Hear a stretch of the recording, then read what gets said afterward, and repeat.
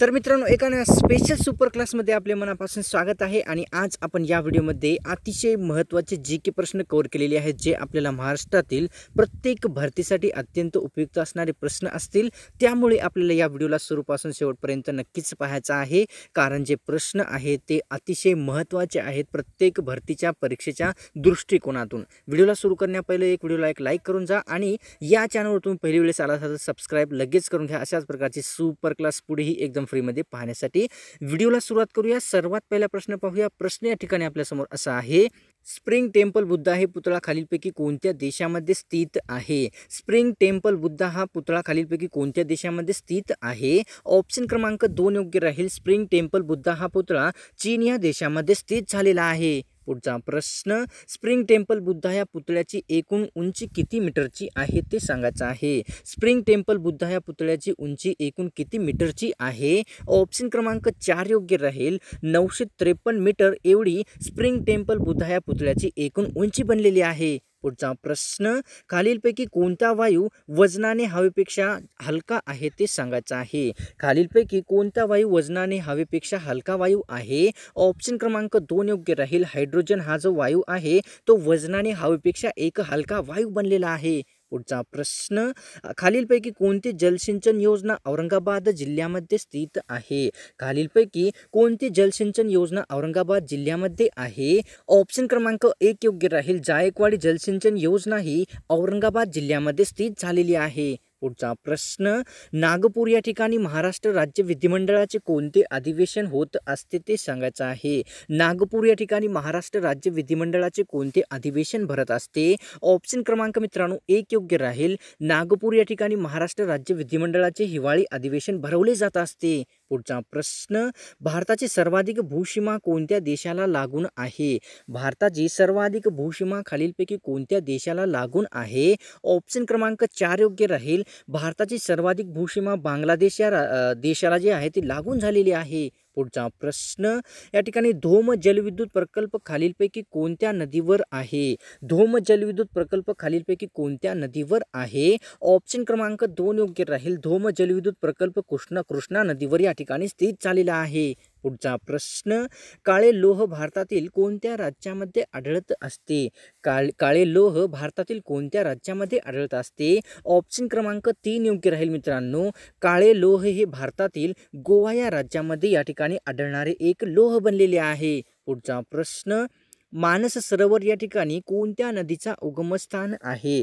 मानस सरोवर या ठिकाणी खालीलपैकी कोणत्या नदीचा उगमस्थान आहे? ऑप्शन क्रमांक 1 योग्य राहील। मानस सरोवर या ठिकाणी ब्रह्मपुत्रा या नदीचा उगमस्थान स्थित झालेला आहे। पुढचा प्रश्न, सरदार सरोवर प्रकल्प कोणत्या नदीवर उभारण्यात आलेला प्रकल्प आहे? सरदार सरोवर प्रकल्प कोणत्या नदीवर उभारण्यात आलेला प्रकल्प आहे? ऑप्शन क्रमांक 2 योग्य राहील। सरदार सरोवर हा जो प्रकल्प आहे तो नर्मदा नदीवर उभारण्यात आलेला एक प्रकल्प बनलेला आहे।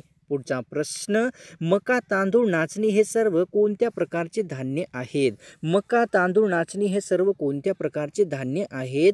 ऑप्शन क्रमांक 1 योग्य राहील। मका तांदूळ नाचणी हे जे सर्व आहेत ते तृणधान्याचे एकूण प्रकार बनलेले आहेत। पुढचा प्रश्न, या ठिकाणी सिंदगी विजापूर हे खालीलपैकी कोणत्या व्यक्तीचे जन्मगाव आहे? विजापूर हे खालीलपैकी कोणत्या व्यक्तीचे जन्मगाव आहे? ऑप्शन क्रमांक 2 योग्य राहील। सिंदगी विजापूर हे स्वामी रामानंद तीर्थ यांचे एक जन्मगाव बनलेले आहे। पुढचा प्रश्न, लोकहितवादी या नावाने खालीलपैकी कोणती व्यक्ती ओळखली जात असते? लोकहितवादी या नावाने कोणती व्यक्ती ओळखली जात असते? ऑप्शन क्रमांक 1 योग्य राहील। लोकहितवादी या नावाने गोपाळ हरी देशमुख ही जी व्यक्ती आहे ती ओळखली जात असते। पुढचा प्रश्न, या ठिकाणी 18 फेब्रुवारी 1823 हा जन्मदिवस खालीलपैकी कोणत्या एका व्यक्तीचा आहे? 18 फेब्रुवारी 1823 हा जन्मदिवस खालीलपैकी कोणत्या व्यक्तीचा आहे? ऑप्शन क्रमांक 1 योग्य राहील। गोपाळ हरी देशमुख यांचा 18 फेब्रुवारी 1823 हा दिवस जो आहे तो जन्मदिवस बनलेला आहे। पुढचा प्रश्न, अनुताई वाघ यांचा जन्मगाव महाराष्ट्रातील कोणत्या जिल्हा आहे ते सांगायचं आहे। अनुताई वाघ यांचा जन्म महाराष्ट्रातील कोणत्या जिल्ह्यात झालेला आहे? ऑप्शन क्रमांक मित्रांनो 3 योग्य राहील। अनुताई वाघ यांचा महाराष्ट्रातील पुणे या जिल्ह्यामध्ये जन्म झालेला आहे। पुढचा प्रश्न, माझी साक्षी हे पुस्तक खालीलपैकी कोणत्या महिला व्यक्तीने लिहिलेले आहे? माझी साक्षी हे पुस्तक खालीलपैकी कोणत्या महिला व्यक्तीने लिहिलेले आहे? ऑप्शन क्रमांक 1 योग्य राहील. माझी साक्ष पंडिता रमाबाई यांनी लिहिलेले एक पुस्तक बनलेले आहे. पुढचा प्रश्न, या ठिकाणी बार्तमी सदनची स्थापना खालीलपैकी कोणत्या व्यक्तीने केलेली आहे? बार्तमी सदन याची स्थापना खालीलपैकी कोणत्या व्यक्तीने केलेली आहे? ऑप्शन क्रमांक 1 योग्य राहील. बार्तमी सदनची स्थापना पंडिता रमाबाई यांनी केलेली आहे. पुढचा प्रश्न, आपल्यासमोर खालीलपैकी कोणतीही अंधाची भारतातील सर्वात पहिली एक शाळा बनलेली आहे? खालीलपैकी कोणती एक अंधाची भारतातील सर्वात पहिली एक शाळा बनलेली आहे? ऑप्शन क्रमांक 3 योग्य राहील. बार्तमी सदन ही जी शाळा आहे ती अंधांची भारतातील सर्वात पहिली एक शाळा बनलेली आहे. मित्रांनो, अनअकॅडमी आपल्यासाठी अत्यंत महत्त्वाचे एकदम फ्री क्लासेस घेऊन आलेले आहेत, ज्यामध्ये आपल्याला महाराष्ट्रातील टॉप एज्युकेटर्स शिकवणार आहेत. आणि आपल्याला फ्री क्लासेस पाहण्यासाठी कुठल्याच प्रकारचा खर्च करायची गरज नाही. आपण फ्री क्लासेस एकदम फ्रीमध्ये पाहू शकता. पण मित्रांनो, आपण प्लसचे सबस्क्रिप्शन घेऊ इच्छित असाल तर त्यामध्ये 25 दिवसाची राज्यसेवेच्या एक्झामसाठी अत्यंत महत्त्वाची असलेली बॅच चालू आहे. या बॅचची स्टार्टिंग 1 नोव्हेंबरपासून होणार आहे. आणि मित्रांनो, आणखी एक महत्त्वाची बॅच आहे जिचं नाव रणांगण आहे. आणि ही बॅच आपल्याला राज्यसेवेच्या प्री प्लस मेन एक्झामसाठी अत्यंत उपयुक्त असणारी बॅच आहे. या बॅचची स्टार्टिंग 27 ऑक्टोबरपासून अनअकॅडमी प्लॅटफॉर्मवर झालेली आहे. आणि मित्रांनो, आणखीन एक अतिशय महत्त्वाची बॅच आहे. या बॅचेसचे नाव आहे ध्येय कॉम्प्रिहेन्सिव्ह बॅच. ही राज्यसेवेच्या प्रिली एक्झामसाठी अत्यंत महत्त्वाची असलेली ही पण एक बॅच आहे. या बॅचेसची स्टार्टिंग 3 नोव्हेंबरपासून अनअकॅडमी ॲपवर किंवा प्लॅटफॉर्मवर होणार आहे. मित्रांनो, आपण जर 24 महिन्याचे प्लसचे सबस्क्रिप्शन घेतले तर आपल्याला 4 महिन्याचे अनअकॅडमी फ्रीमध्ये सबस्क्रिप्शन प्रोव्हाइड करणार आहे. आणि मित्रांनो, आपण जर 12 महिन्याचे प्लसचे सबस्क्रिप्शन घेतले तर आपल्याला अनअकॅडमी 3 महिन्याचे प्लस सबस्क्रिप्शन एकदम फ्रीमध्ये प्रोव्हाइड करणार आहे. आपण कुठल्याही बॅचेसचे सबस्क्रिप्शन घेत असताना आपल्याला एक्झाम 10 हा कोड जरूरच यूज करायचा आहे, ज्यामध्ये आपल्याला 10% डिस्काउंट दिले जाईल. तर या सर्व बॅचेसचा लिंक आपल्याला या व्हिडिओच्या डिस्क्रिप्शनमध्ये दिलेला आहे, आपण जाऊन चेक करू शकता. पुढचा प्रश्न, क्रांतिसिंह नाना पाटील यांचा जन्म खालीलपैकी कोणत्या गावी झालेला आहे? क्रांतिसिंह नाना पाटील यांचा जन्म खालीलपैकी कोणत्या गावी झाला आहे? ऑप्शन क्रमांक 2 योग्य राहील. क्रांतिसिंह नाना पाटील यांचा जन्म बोरगाव या गावी झालेला आहे. पुढचा प्रश्न, क्रांतिसिंह नाना पाटील यांचे जन्मगाव कोणत्या जिल्ह्यामध्ये स्थित आहे? क्रांतिसिंह नाना पाटील यांचे जन्मगाव कोणत्या जिल्ह्यामध्ये येते? ऑप्शन क्रमांक 1 योग्य राहील. क्रांतिसिंह नाना पाटील यांचे जन्मगाव महाराष्ट्रातील सांगली या जिल्ह्यामध्ये स्थित झालेले आहे. पुढचा प्रश्न, भारतामध्ये 9.36% एवढा भाग खालीलपैकी कोणत्या राज्याने व्यापलेला आहे? भारताच्या एकूण क्षेत्रापैकी 9.36% एवढा भाग कोणत्या राज्याने व्यापलेला आहे? ऑप्शन क्रमांक 1 योग्य राहील. भारताच्या एकूण क्षेत्रफळापैकी 9.36% एवढा भाग महाराष्ट्र या राज्याने व्यापलेला भाग बनलेला आहे. पुढचा प्रश्न, या ठिकाणी सोनेरी तंतु क्रांती खालीलपैकी कशाशी संबंधित होती ते सांगायचं आहे.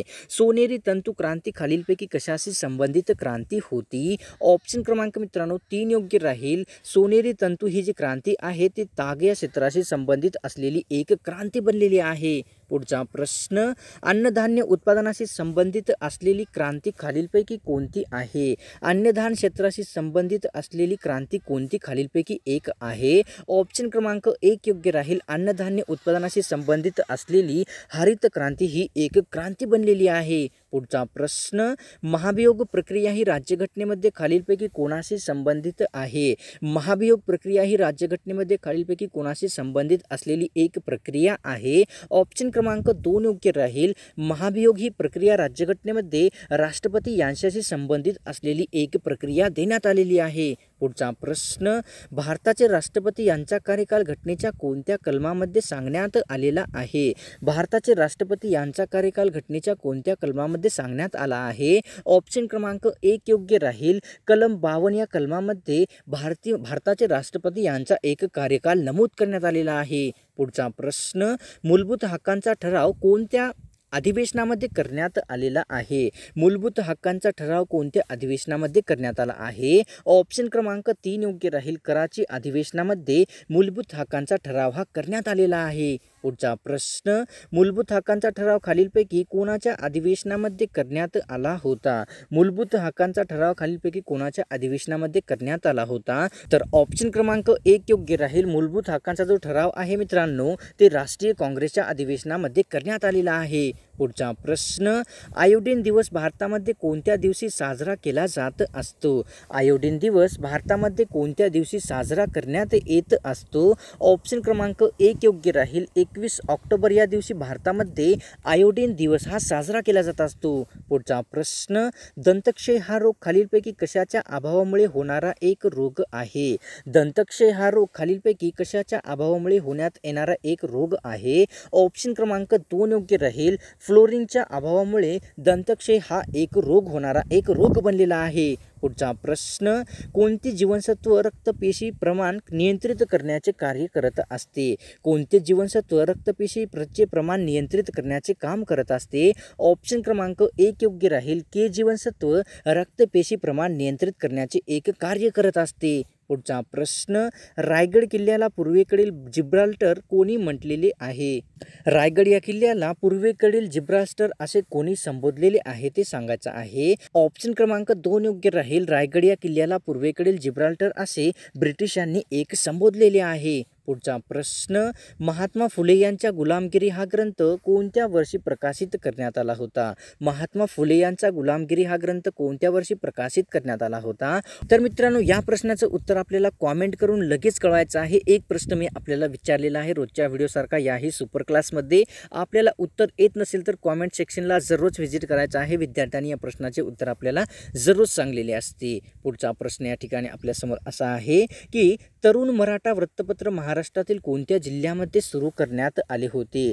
तरुण मराठा हे वृत्तपत्र महाराष्ट्रातील कोणत्या जिल्ह्यामध्ये सुरू करण्यात आले होते? ऑप्शन क्रमांक 1 योग्य राहील. तरुण मराठा हे वृत्तपत्र महाराष्ट्रातील कोल्हापूर या जिल्ह्यामध्ये सुरू करण्यात आले होते. पुढचा प्रश्न, खालीलपैकी कोणत्या व्यक्तीला महर्षी ही पदवी देण्यात आलेली आहे? खालीलपैकी कोणत्या एका व्यक्तीला महर्षी पदवी ही देण्यात आलेली आहे?